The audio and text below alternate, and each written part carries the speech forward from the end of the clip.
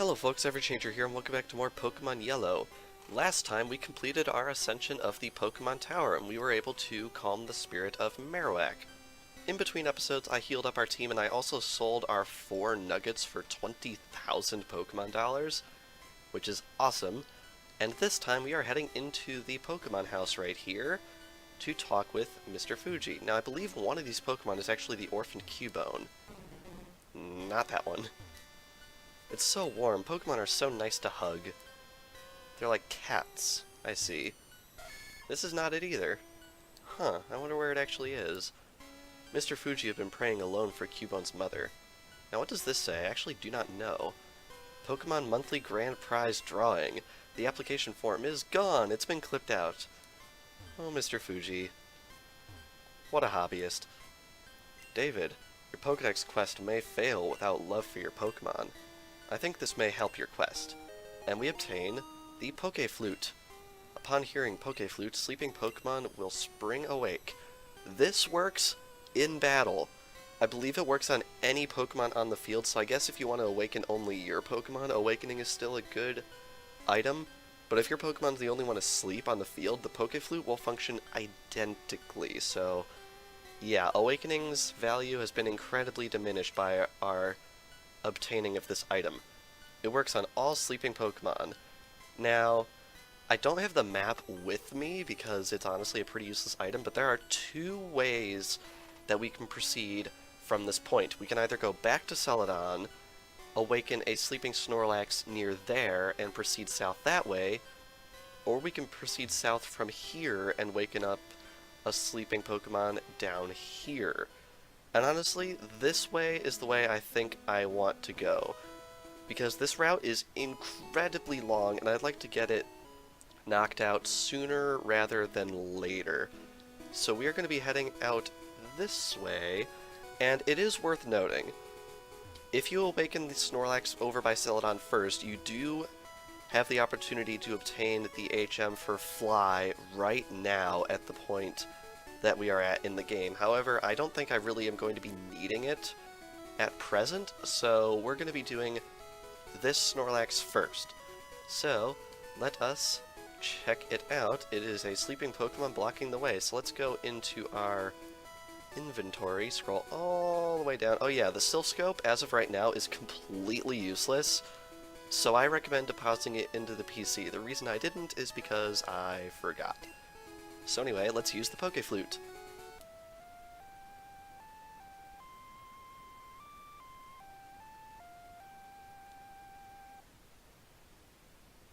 And with that, Snorlax woke up. It attacked in a grumpy rage. Alrighty, here we go. This is Snorlax. Now, it is definitely worth pointing out, there are only 2 Snorlax in the entirety of Pokemon Yellow. So you get exactly 2 chances to catch this Pokemon. If you screw up both times, you are completely locked out of being able to obtain this Pokemon. So that is definitely something you are going to want to be aware of, because if you are not aware of it, you are going to quickly run into some issues. Also worth pointing out, this thing is pretty darned strong, so you are going to want to watch out for this thing's headbutt, because it will do a ton of damage, as you can quite plainly tell. Alright, Amnesia is going to boost its special. Now, I mentioned at the beginning of last episode that I bought a lot of Great Balls. Oh man. That I bought a lot of Great Balls. That was for this purpose. Now, I believe in later generations, rest causes sleep for exactly 3 turns, but I wouldn't put it past this game to have this thing wake up immediately for some stupid reason. So I'm just going to see if the fact that it's asleep will allow me to catch it. Wasn't counting on it, but at least there's a decent chance. I'd really like to catch this thing with as little suffering as possible. And yeah, it looks like that sleep did not last 3 full turns, which is annoying. So let's see if we can maybe get a burn on this thing, perhaps? Man, that does, like, 0 damage. Alright. Yeah, Snorlax is an interesting beast, and not in a good way, because it can be really, really frustrating to fight because it has a pretty frustratingly low catch rate. And of course, it's going to rest. The problem with Snorlax is it will pretty much rest constantly until it runs out of power points to do so. Also, man, I remember this thing being a bit easier to catch in later games, but maybe I'm just crazy. Now, I'm pretty embarrassed to admit this, but in Pokemon Crystal, I pretty regularly used my Master Ball on Snorlax during runs of that game in my youth. I'm not proud to admit that, but, I mean, I was a stupid 8-year-old. What would you expect me to do? Come on. You know, something tells me this is going to take a while, so I think for the first time in the series, I think I'm going to jump cut until I catch this thing, because it's probably going to take a while.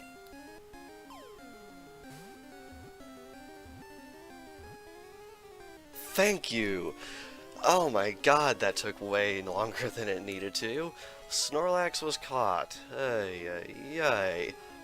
I promise you, that clip was the first time that Pokeball shook more than once, and I've been here for like 10 minutes. Okay. Snorlax, the sleeping Pokemon. Height, 6'11", weight, certifiable fat ass. Will eat anything, even if the food happens to be a little moldy. It never gets an upset stomach. Alrighty. Do I want to give a nickname to Snorlax? No. Rot in the PC and die. I'm gonna go heal. By the way, this way goes to Vermilion City.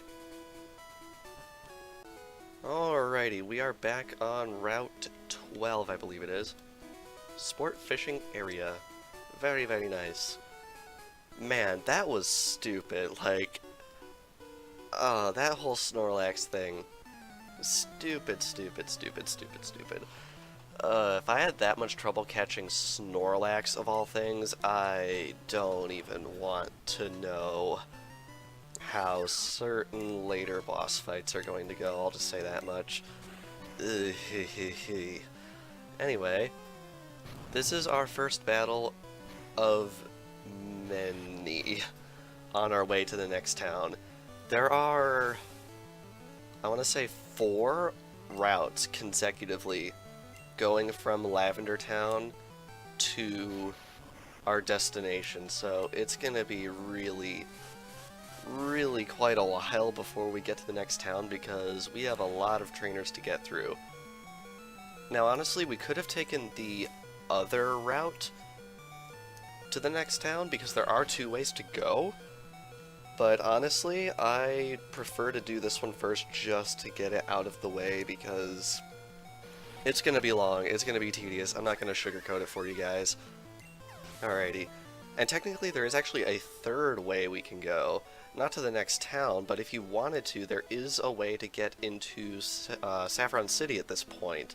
So you really honestly have 3 choices where to go at this point in the game, which is really surprisingly open-ended for this series. Anyway, this guy. I'm the fishing guru's brother. I simply love fishing. Again, they're capitalizing the L in love for some reason. Do you like to fish? Yeah, sure. Grand, I like your style. Take this and fish, young one. And we get the Super Rod. This is the best rod in the game. You might notice we still don't have the good rod, but I can promise you we will be obtaining it at some point. Fishing is a way of life. From the seas to rivers, go out and land the big one. Unlike the old rod, the Super Rod is not crap. You can catch more than just Magikarp with it, which is really, really nice. And do I have Pokemon that can use Cut with me? I think I do. So let's slice our way through here. And do you fight me? You do fight me. You never know what you could catch. From the air, the land, the sea, the sky? Oh, classic reference. Actually, not that classic. I think that's a Hoenn reference. Anyway, we have a Magikarp. Cool. Now, unfortunately, since fire is weak against this Pokemon, it's actually going to take me a couple of hits to take down this Magikarp. Luckily, it looks like Splash is pretty much the only thing it knows how to do. Oh wow, it actually is Tackle. Makes you wonder why it used Splash the first turn. Maybe the AI in this game is dumber than I gave it credit for.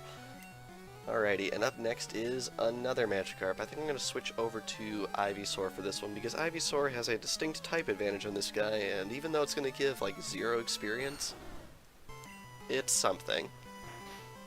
Alright, gonna take a Splash to the face, I guess, and then a Vine Whip should, yes, bring it down in one shot. Very good. And we defeated the Fisherman. Lost it. Indeed you did, good sir. And wow, the tree respawned. That's convenient. And we get Iron, which is a nice little bit of medicine we can give our Pokemon to boost, I think it's defense? Pretty sure it's defense. I'm pretty sure we've already had this conversation. And down here we have another guy. Have you found a Moonstone? Indeed I have. I think I found a few, actually. In fact, we're pretty close to the time where I think we're going to be wanting to use one of those. Anyhow, he has Nidoran right here, which is pretty fitting, considering what kind of Pokemon you can use the Moonstone on. Oh man, oh you moron, you are using Focus Energy in a Generation 1 game. Good luck, have fun, goodbye, critical hit. It's even more ironic that I got a critical hit on that guy considering he just used Focus Energy. And wow, we just missed for no discernible reason, which is awesome. I love it when I miss for no real discernible reason. That's the best kind of missing, wouldn't you say? Anyhow, we're gonna Ember this guy, and eventually he'll go down. And honestly, he's not doing as much damage as I would have expected him to. Mighty Dorino is doing far more damage than this guy's. Oh well, maybe it's the level difference. And we defeated the Junior Trainer. And apparently put him into extreme pain. Alright. Keeping on going here, and we're actually making a decent amount of progress into this area. Now, I think there's an item back here? I think. Let's see here. Am I correct about this? I am not. Just a random little patch of grass. I think this might actually be the only patch of grass on Route 12, so if you're looking for where to catch Pokemon in this route, there you go. And now I think we're on to Route 13. I think it counts up. I found Carbos in a cave once.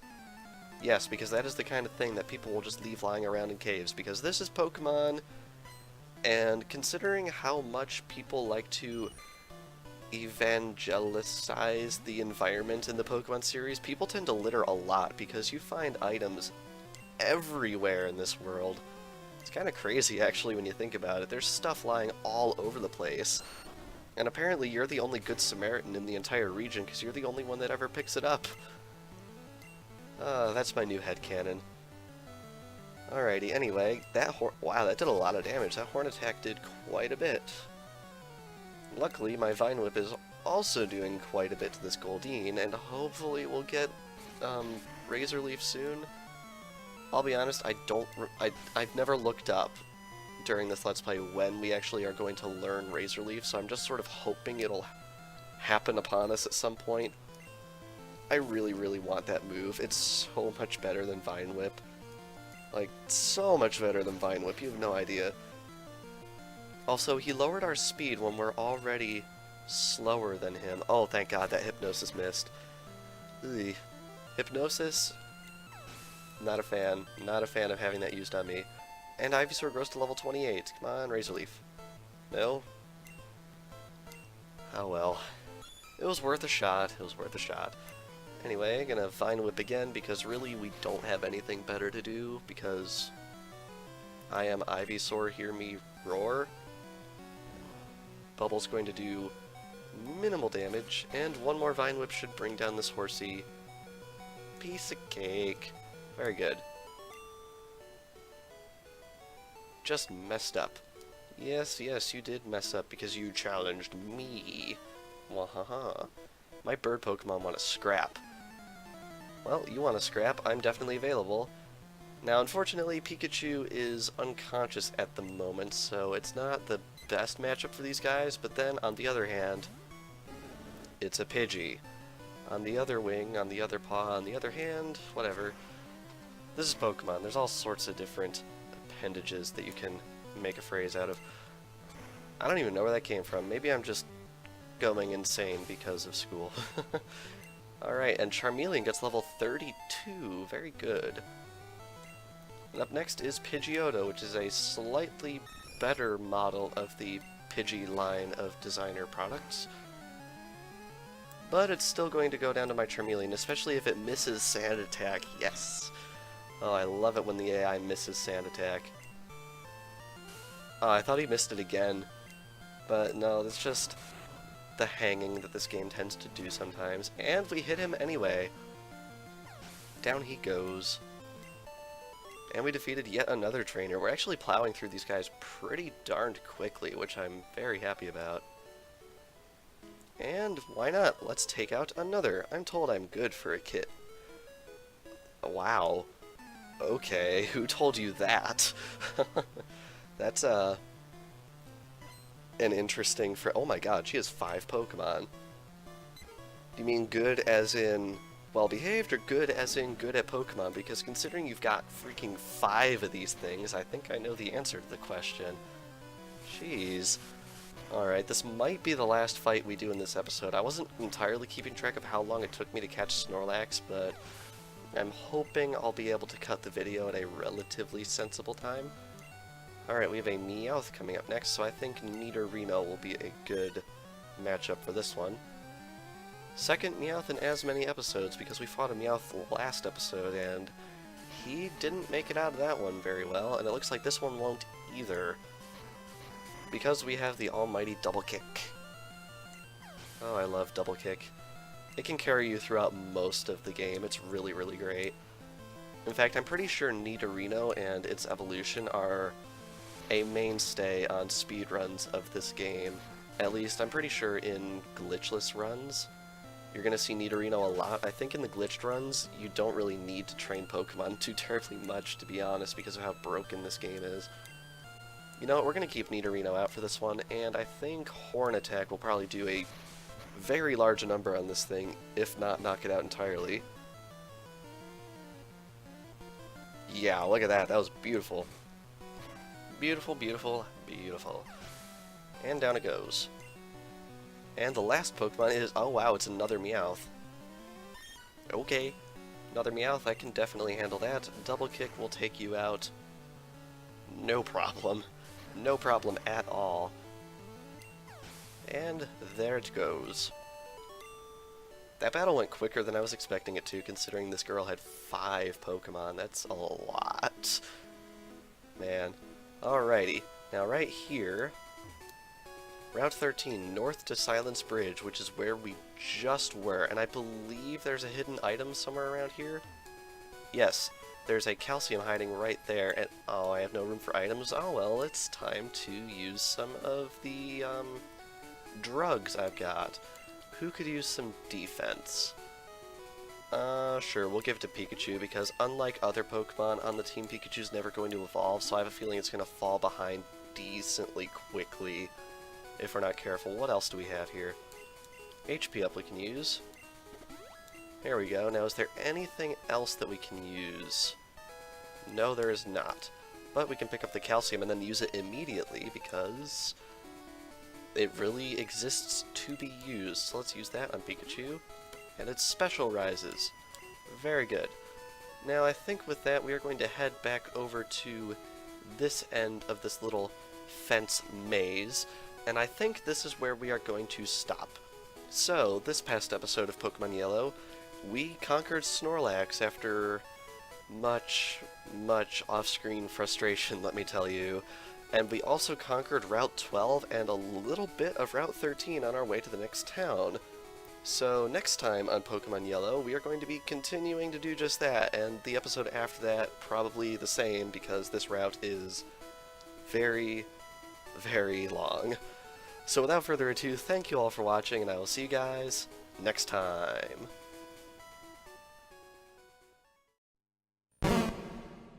Kabigon 居眠りポケモン高さ 2.1 メートル重さ 460.0 キログラム1日に食べ物を400キロ食べないと気が済まない。食べ終わると眠ってしまう。